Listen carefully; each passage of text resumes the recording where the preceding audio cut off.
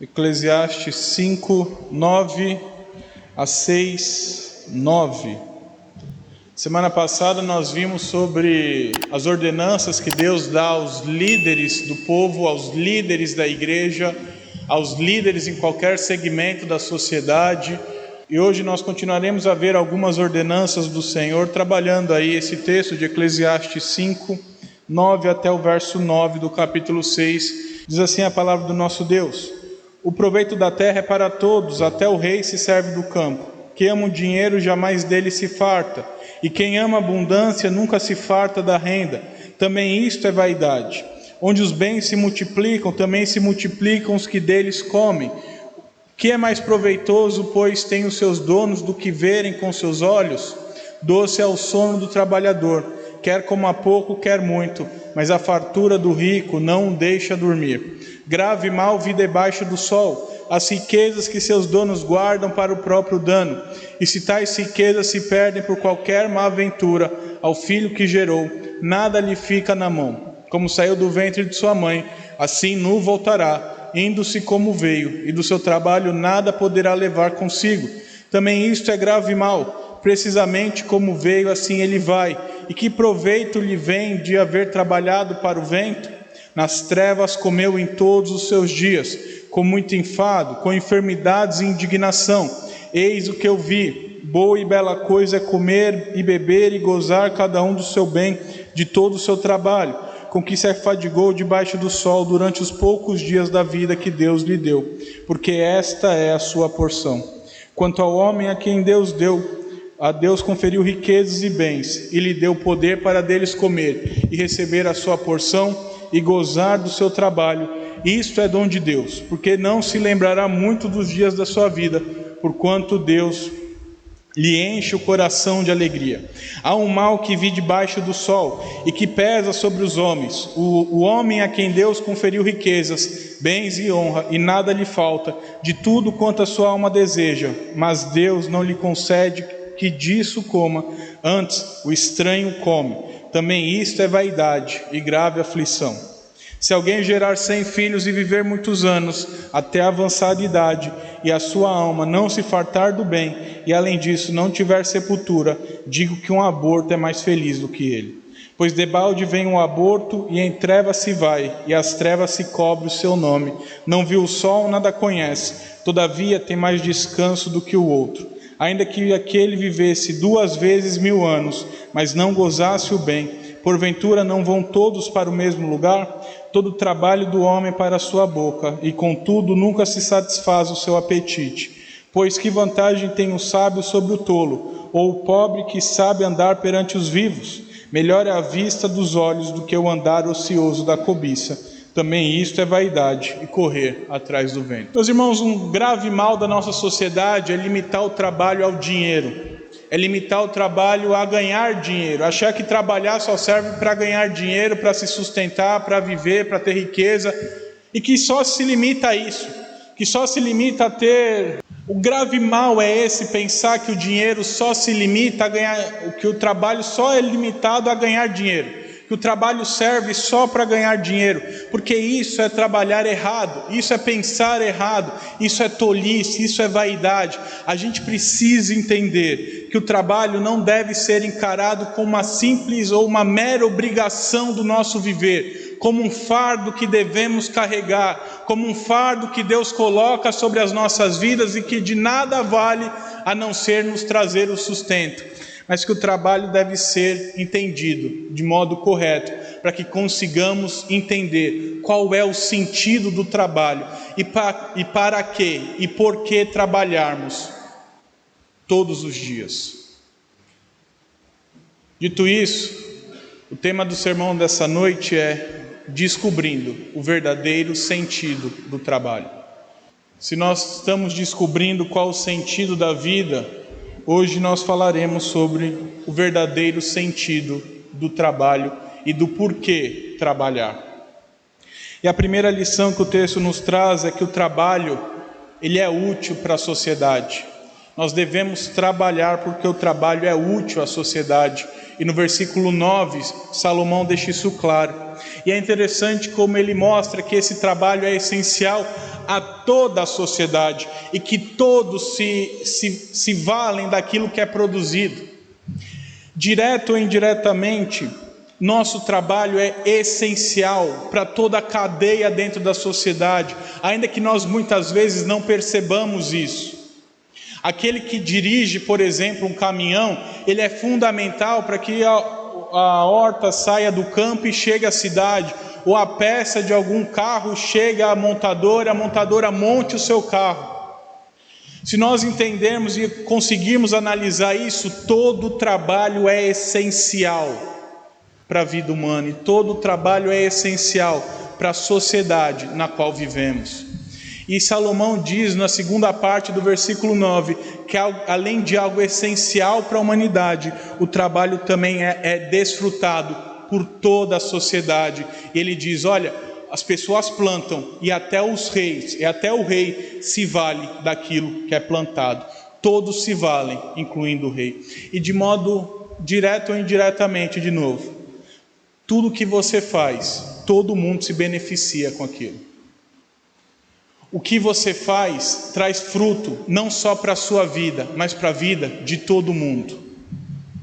De modo que a gente precisa entender o trabalho não só como algo que eu ganho dinheiro, mas como algo essencial e que eu preciso me orgulhar de fazer, porque ele é importante para o mundo onde eu vivo. E ainda que às vezes não se dê o devido valor, mas seu trabalho é fundamental para pessoas que talvez você nem conheça. Você talvez não conheça o rapaz que plantou o tomate que você comeu na salada, mas você comeu lá e estava bem temperadinho. Você também não conhece o rapaz que fabricou o vinagre. E você não conhece o professor do rapaz que ensinou ele a fazer vinagre. A gente precisa entender que o trabalho ele conecta toda a humanidade, de modo que não trabalhar é algo prejudicial não só para si, mas para todo mundo. Por isso o trabalho precisa ser entendido não como um simples meio para ganhar dinheiro, mas também como um meio para fazer bem ao meu próximo, para glorificar a Deus e amar ao meu próximo, assim como manda a lei do Senhor. Eu gosto de uma ilustração, uma história que contam que Lutero uma vez encontrou o sapateiro, e o sapateiro perguntou para ele o que ele deveria fazer para ser um cristão melhor. E Lutero virou para ele e falou assim, faça o melhor sapato e cobre o preço justo. Porque nós muitas vezes entendemos trabalhar para Deus como sendo aqui na igreja, como sendo um cargo eclesiástico. Então só o pastor trabalha para Deus, só trabalho para Deus quando eu venho aqui e sirvo na igreja. Mas isso é um erro nosso. Nós trabalhamos para Deus todos os momentos da nossa vida. Cada casa que você visita, cada matéria que você leciona, cada cabo que você passa, tudo que você faz, você tem que fazer entendendo que você está trabalhando para Deus e para o bem da sociedade, e que aquilo vai gerar frutos positivos para Deus e para toda a sociedade. Por isso nós precisamos encarar o trabalho como algo importante. E que se você é sapateiro, se você é motorista, se você é caixa, se você é caixa de supermercado, se você é montador, se você é CEO de empresa, não importa, porque toda profissão tem que ser entendida como digna diante do Senhor e como fundamental para a existência humana. Então não menospreze o seu trabalho. Não menospreze o chamado que Deus te deu. Deus me chamou para ser lixeiro. É essencial para a nossa sociedade, ainda que a gente não dê valor.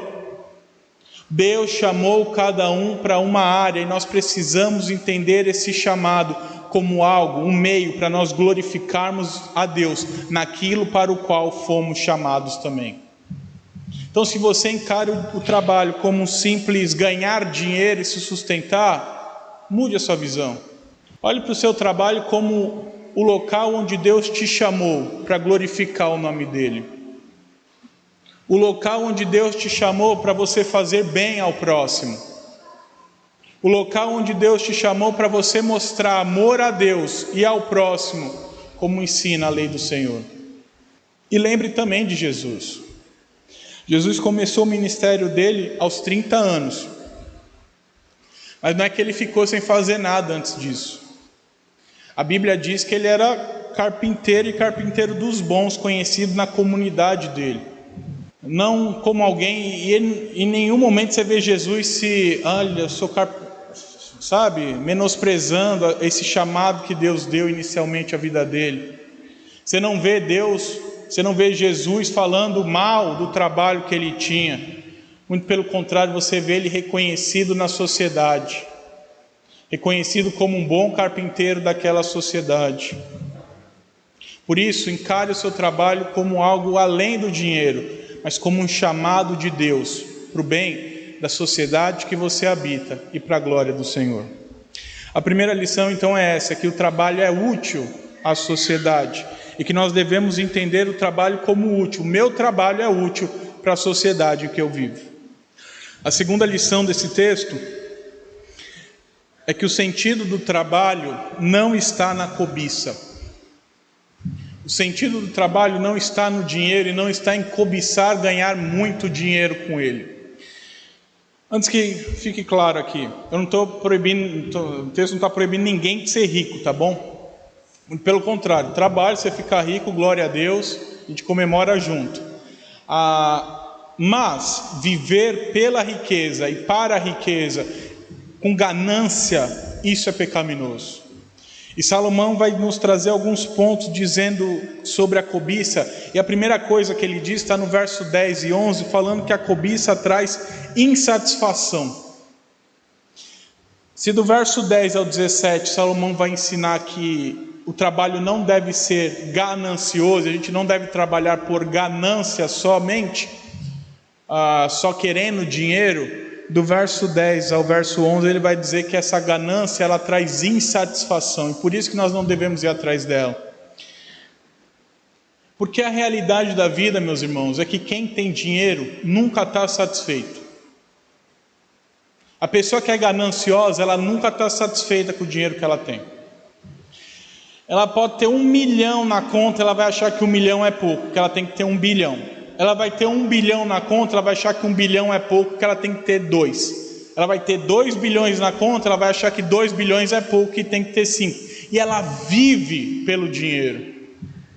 E ela vive pelo dinheiro, morre pelo dinheiro, e o dinheiro nunca traz satisfação. Nunca é suficiente.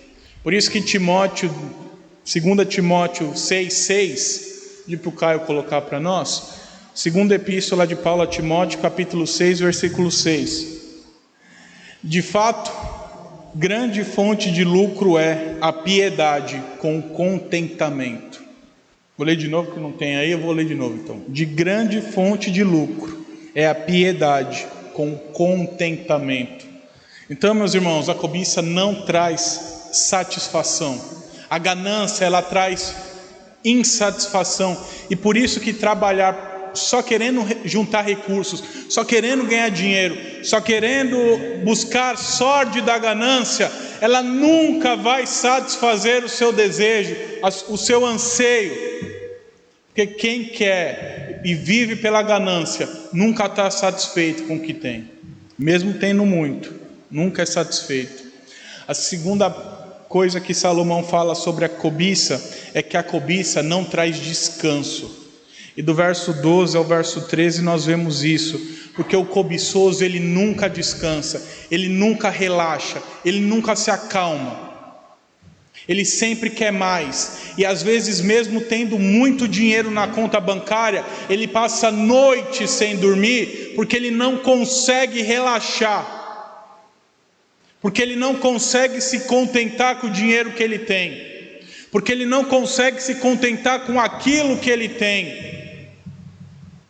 Então ele perde o descanso, ele perde a paz, por conta de ter mais, arrecadar mais.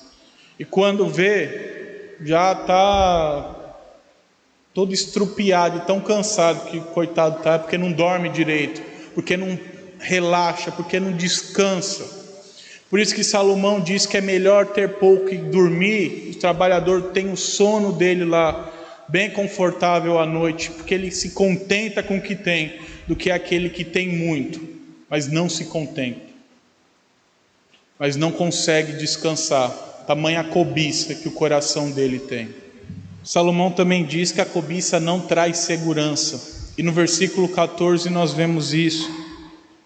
Nós muitas vezes achamos que juntar dinheiro é uma maneira de nós ficarmos seguros na vida, que juntar muita coisa, a gente fala, não, dinheiro é importante para eu ter segurança financeira, segurança não sei do que. Só que a Bíblia nos ensina que dinheiro, você pode ter muito e no dia seguinte acabar tudo. E às vezes pessoas se iludem achando que por ter dinheiro ela tem segurança, e do dia para a noite acaba o dinheiro, acaba a segurança, e muitas dessas pessoas se matam. É só você ver as notícias aí do que aconteceu quando a Bolsa de Nova York quebrou em 1929. O número de suicídio que teve no mesmo dia e nos dias seguintes, de pessoas que eram riquíssimas e quebraram, e se viram inseguras, incapazes, e preferiram tirar a própria vida. Então achar que dinheiro, que cobiça, que ter muito dinheiro vai te trazer segurança, balela e vaidade. Não coloque a sua confiança no dinheiro. Pelo contrário, coloque em Deus. Coloque em quem não falhe em hipótese alguma, porque dinheiro você pode ter muito até o fim da sua vida, mas você também pode ter muito e um dia acabar. Essa incerteza traz insatisfação, essa incerteza traz insegurança, essa incerteza traz essa falta de conseguir descansar. Mas se nós confiarmos no Senhor como única fonte de segurança, nós nunca falharemos, porque Ele nunca falha. Por isso que em 2 Timóteo, capítulo 6, versículo 17 agora, Paulo diz o seguinte para nós: exorta aos ricos do presente século que não sejam orgulhosos, nem depositem a sua esperança na instabilidade da riqueza, mas em Deus, que tudo nos proporciona ricamente para o nosso aprazimento. Se a cobiça traz insatisfação, se a cobiça não deixa com que descansemos, se a cobiça traz insegurança, a cobiça também não traz fruto, é infrutífera. E no versículo 15, Salomão diz isso, quando ele diz que a cobiça, viver pela cobiça, não traz fruto algum. Viver pela cobiça não adianta em nada, porque no final você vai voltar como você veio. Nós muitas vezes esquecemos isso, que viemos nu ao mundo e nu voltaremos para a terra e morreremos e seremos devorados pelas criaturas que lá estão. Você não vai levar nada do que você construir. Você não vai levar o dinheiro no caixão. Se você levar o dinheiro para o caixão, é capaz de alguém ainda roubar o seu caixão. E nem depois de morto você ter paz. Meus irmãos, a cobiça não traz fruto algum. Viver nessa sorte da ganância de ajuntar dinheiro, não traz fruto nenhum para as nossas vidas. Jó capítulo 1, versículo 21 diz assim: e disse: nu saí do ventre de minha mãe, e nu voltarei. O Senhor o deu e o Senhor o tomou, bendito seja o nome do Senhor. Aqui Jó está falando de quando ele perdeu tudo. E ele constata que do jeito que ele veio ao mundo, assim ele volta, mostrando que nós não temos nada desse mundo, e que tudo que possuímos não é nosso, mas é dado ao Senhor, por tempo finito, até a sua morte. Você não possui nada, a riqueza não é sua, senão dada, emprestada a Deus a você. O dinheiro que você tem na conta bancária não é seu, é de Deus que emprestou a você. A família que você tem não é sua, é de Deus que deu a você para você usufruir durante sua vida. Mas tudo isso um dia acaba. E viver pela ganância não traz fruto algum para a sua vida, porque a sua vida um dia vai acabar, e todo o dinheiro que você juntou não vai adiantar de nada perante o Senhor. Você vai aparecer lá com uma notinha de R$100 para dar para Deus, Deus vai jogar um cometa na sua cabeça, assim, ó, vai para o quinto dos infernos. Não adianta nada viver pela ganância, porque não traz fruto algum. E por fim, dentro da cobiça, Salomão termina dizendo no versículo 16 e 17 que a cobiça adoece. A cobiça faz mal para a saúde. A cobiça faz mal para a saúde mental, para a saúde física, para a saúde espiritual, e gera doenças na alma, doenças no corpo. E a pessoa vive uma vida brava, raivosa, irada com as pessoas, com Deus, ansiosa com o mundo, porque busca coisas materiais e ter, e adoece, e quando vê, está doente, no físico, no emocional, na alma, adoecido, porque viveu uma vida sórdida, cheia de ganância. Uma vez eu escutei uma história que é engraçada, mas é trágica, mas é engraçada. Tinha uma tribo que eles caçavam macacos. E um dia eles descobriram que se eles colocassem um baú de tesouro, o macaco ficava tão atraído pelos tesouros que eles pegavam os tesouros, o baú, e tentava fugir com o baú. E aí o caçador chegava para matar o macaco. Só que o macaco era tão ganancioso que, mesmo vendo perigo, ele não largava o baú.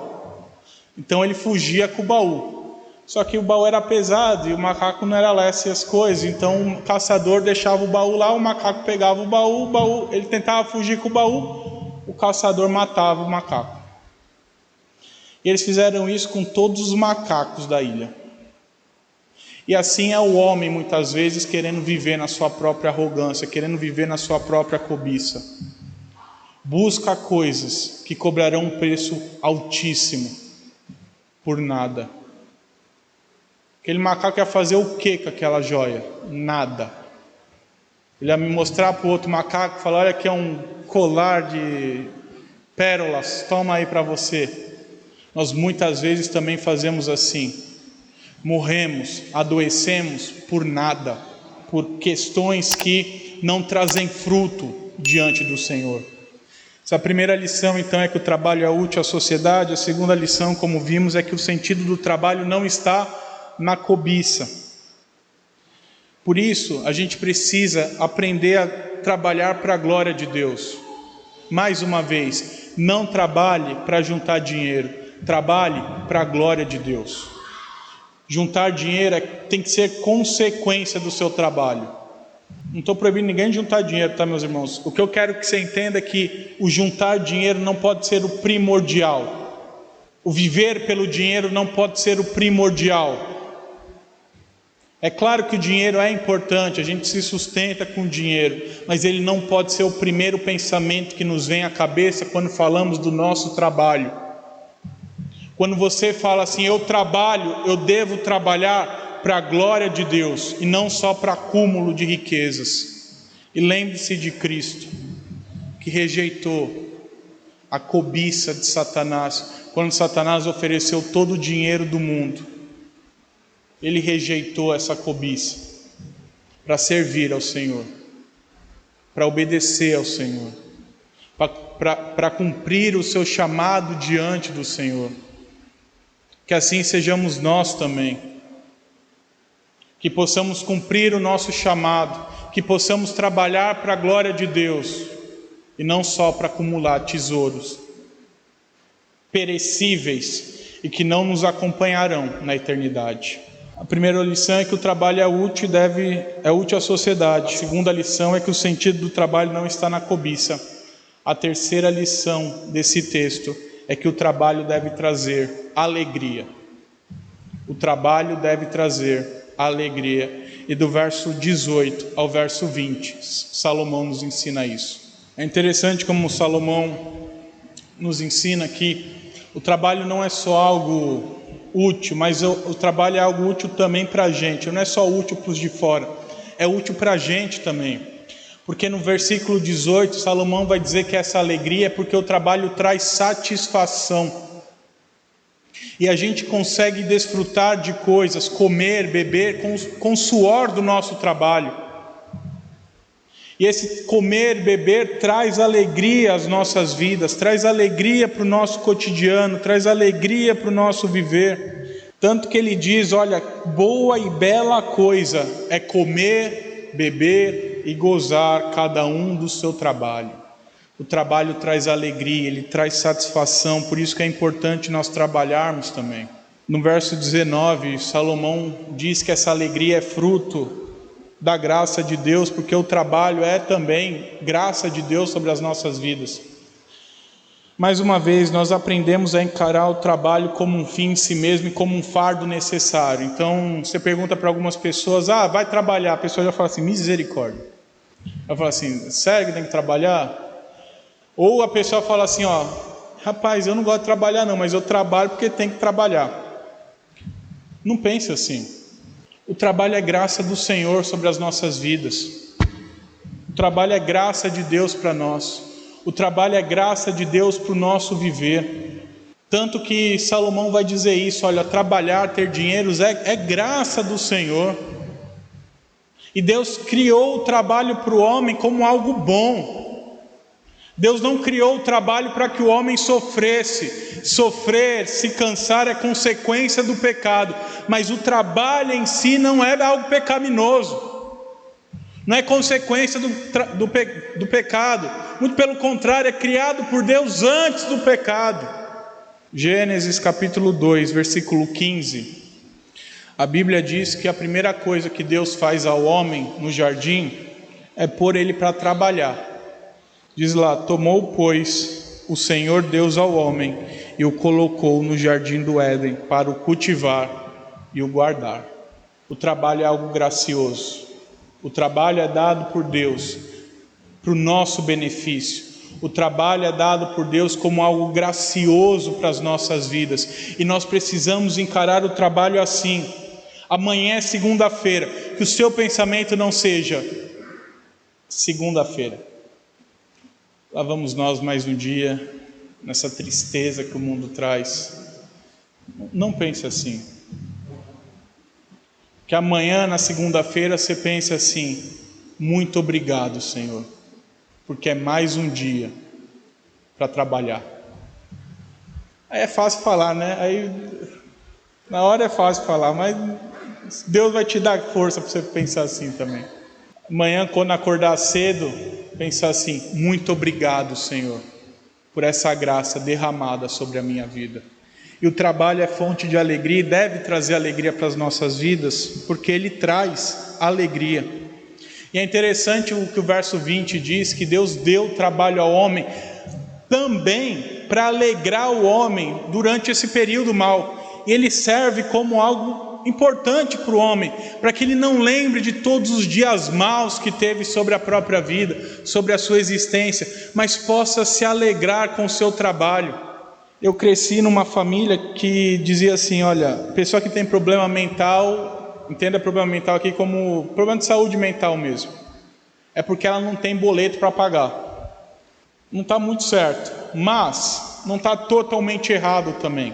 Cuide da sua saúde mental, tenha os cuidados necessários, mas trabalhar faz bem também para a saúde mental. Trabalhar faz bem, porque te traz alegria, e essa rotina do trabalho às vezes não te deixa ser consumido por dias maus que vêm sobre as nossas vidas. Às vezes a rotina do trabalho não deixa com que você fique pensando naquilo que só vai causar ansiedade, naquilo que só vai trazer tristeza. Então o trabalho também tem que ser fonte de alegria e de cuidado para o nosso viver.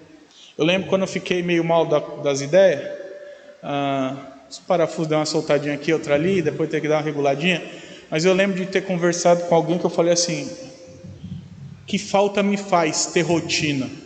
É difícil ter rotina. Hoje eu estou aqui, segunda-feira, eu tenho uma mini rotina, mas por exemplo, se aparecer alguém doente terça-feira, acabou e vai cuidar da pessoa.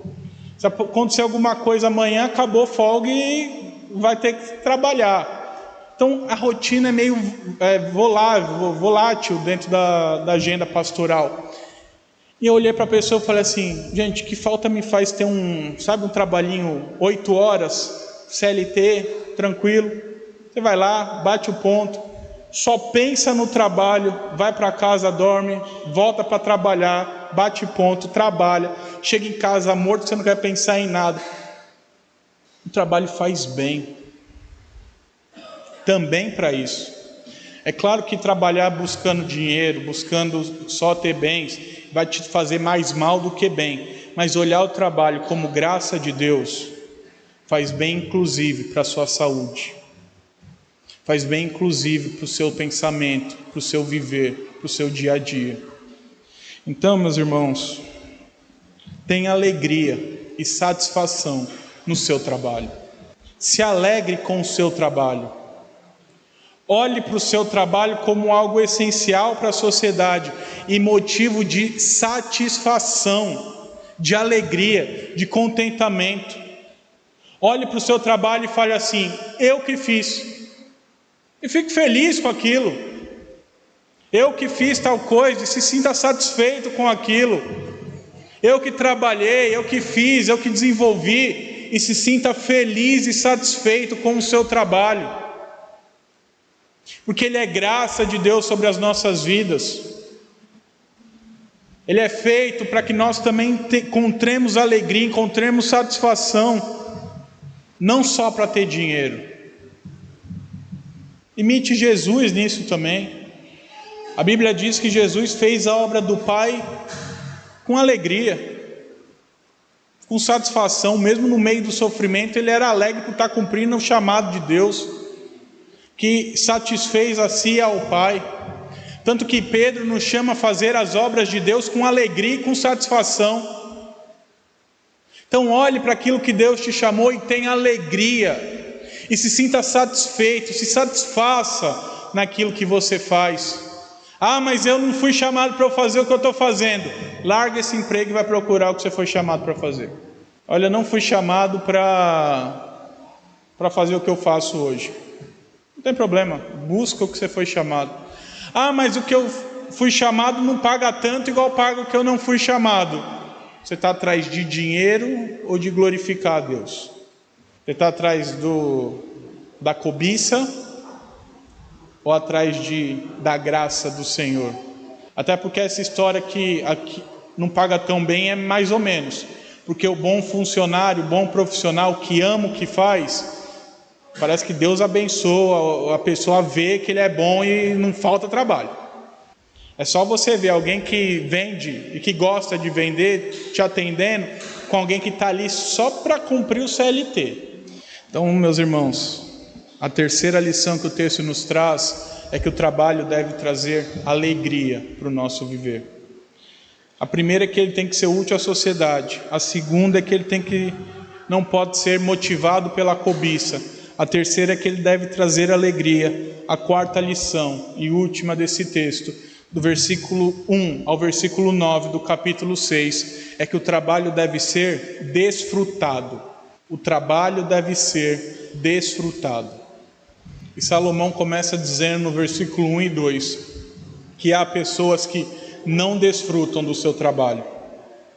E é interessante como Salomão constrói dizendo que é terrível ter dinheiro, ter bens, ter um trabalho dado por Deus, a graça de Deus sobre a vida dele, Deus o abençoar com muita prosperidade, com muito trabalho, com muita fartura, com muito dinheiro, com muitos bens, mas ele não desfruta da graça de Deus. E é tão terrível que Deus pesa a mão sobre eles, de modo que tudo que ele constrói e ele não desfruta, um estranho vai desfrutar. Se você abrir aí no versículo 2, vai dizer que o estranho come. A ideia de estrangeiro, alguém que ele não tem a menor ideia de quem seja, vai comer, vai desfrutar de tudo aquilo que o outro trabalhou. Quem não desfruta do trabalho é infeliz. E do versículo 3 ao versículo 6 do capítulo 6, Salomão diz isso. E ele diz que o homem pode ter muitos filhos, pode ter muitos anos de vida, mas se ele não desfruta do seu trabalho, ele é pior do que um aborto. Que era melhor ele nem existir. Que o aborto é mais feliz porque não sofreu. Que o aborto nem foi conhecido, ninguém nem sabe o nome, ninguém nem conhece. É melhor do que o cidadão que tem tudo e não desfruta daquilo. Que essa infelicidade torna o homem pior ou menos digno do que um aborto. Porque no final o aborto não sofreu. E o homem que não desfrutou do seu trabalho só sofreu, e os dois foram para o mesmo lugar, que é ser julgado no trono de Deus, pelo Criador do universo. E por fim, do verso 7 ao verso 9, Salomão diz que quem não desfruta do trabalho é tolo. Quem não desfruta do seu trabalho é melhor não ter um trabalho. É interessante como ele constrói, dizendo que é melhor você não trabalhar, é melhor você não ter as coisas que Deus te deu e ficar querendo do que ter e não desfrutar dessas coisas. É melhor você não ter e ficar desejando do que ter e não fazer nada com aquilo, do que ter e não desfrutar daquilo, do que ter e não usar aquilo para benefício pessoal, para benefício da família.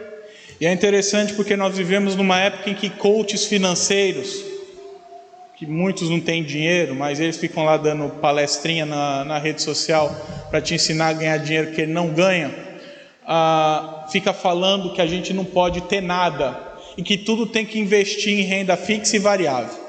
Então você dorme num colchão, você não pode ter carro, porque carro é despesa. Carro não traz receita, é só despesa. Casa também não, só se for para investimento. Na sua casa tem que ter no máximo um colchãozinho ali para você dormir, não precisa de TV, porque é só despesa. O resto da sua renda você pega e investe em renda fixa e variável, para você ter dinheiro e ser milionário antes dos 30 anos. Eu acho engraçado, porque de verdade, uma vez ele fez um planejamento, o rapaz mandou uma mensagem assim: olha, ganho R$2.000, o que eu faço com R$2.000? A lista dele era o seguinte: olha, você paga 500 de aluguel, mais supermercado, 100 de internet, e o resto você investe em renda fixa e variável. Aí eu te pergunto, quem vive e come com R$500, pagando aluguel? Com certeza ela falando para o rapaz assim: ó, vive embaixo da ponte, você vai lá, come um McDonald's todo dia, só um no dia, e o resto você põe no banco, até você ficar bilionário. Cuidado com isso, meus irmãos. Para ganhar dinheiro e não desfrutar do dinheiro, é melhor não ter dinheiro. Trabalhar, Deus te abençoar, te fazer frutífero, você ter condições de comprar. E você, não estou incentivando ninguém a ser consumista, pelo amor de Deus, não é para você sair daqui comprando o Mercado Livre inteiro não, tá? Não precisa comprar a Shopee inteira não precisa comprar a Amazon inteira, mas desfrute do que Deus te deu. Faça bom uso do que Deus te deu. Trabalhe, ganhe o seu dinheiro. Tenha também sua renda fixa e variável para ocasiões futuras, mas acima de tudo, usufrua do seu trabalho nas várias áreas da sua vida. Use o seu dinheiro para o seu crescimento pessoal. As mulheres vieram aqui sexta-feira, a Samara falou de autocuidado. Usa para se cuidar, usa para viajar, usa para conhecer o Brasil, usa para descansar, usa para crescer como família, usa para dar conforto para os filhos. Usufrua do seu dinheiro. Não deixe o dinheiro ser um ídolo tão duro no coração que não te permita usufruir da graça que Deus derramou sobre a sua vida. Tem um iPhone, dê na mão do seu filho e não tem dinheiro para comprar outro. Usufrua daquilo que Deus deu a você. seja mesquinho com dinheiro, porque no final você não vai levar dinheiro para lugar nenhum. E lembre-se, Jesus não proibiu ninguém de ser rico, Ele só proibiu o rico de usar mal o seu dinheiro.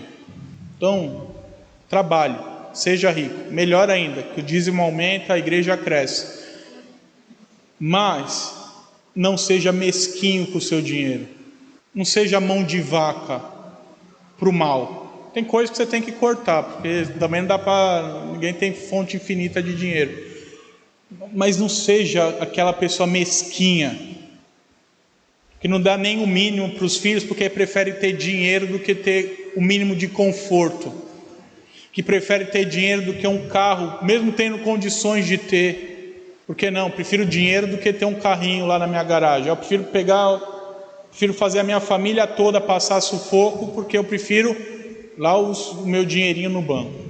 Não faça isso, não seja assim. Você não vai levar o dinheiro para lugar nenhum. Usufrua daquilo que Deus te deu. Nós vimos então que o trabalho é útil à sociedade, que viver pela cobiça é perda de tempo, é tolice, que o trabalho traz alegria e que o trabalho deve ser usufruído, desfrutado. Que nós possamos então, em nossas obrigações da vida, termos alegria, termos satisfação em tudo que nós fizermos, desde o trabalho remunerado ao trabalho não remunerado. Por exemplo, quem estuda está trabalhando, está fazendo alguma coisa. Não é um trabalho que ele vai lá e ganha dinheiro. Não, mas ele está dedicando a vida dele naquilo, está lá gastando tempo, dedicação, dando esforço. Faça com alegria e satisfação. Eu trabalho num trabalho mais convencional, a gente pode dizer assim. Faça com alegria e satisfação. Tenha alegria no que você faz. Seja feliz no que você faz. Tenha satisfação com aquilo que você entrega às pessoas e principalmente com aquilo que Deus te dá. Não jogue fora o chamado de Deus. Não menospreze o chamado de Deus. Porque se Deus te chamou, Ele vai capacitar, Ele vai sustentar. A gente precisa aprender a confiar e obedecer ao Senhor. Não viva pelo dinheiro, viva para a glória de Deus. Por isso eu gostaria que ao sair daqui você considerasse se você tem feito as obras de Deus, aquilo que Deus te chamou, por sorte da ganância do coração, ou se você tem trabalhado por amor a Ele e por amor ao seu próximo. Se você tem trabalhado só para juntar dinheiro, como uma obrigação chata do dia, ou se você tem trabalhado como algo que te traz alegria, que te traz satisfação e que faz você glorificar a Deus através daquilo.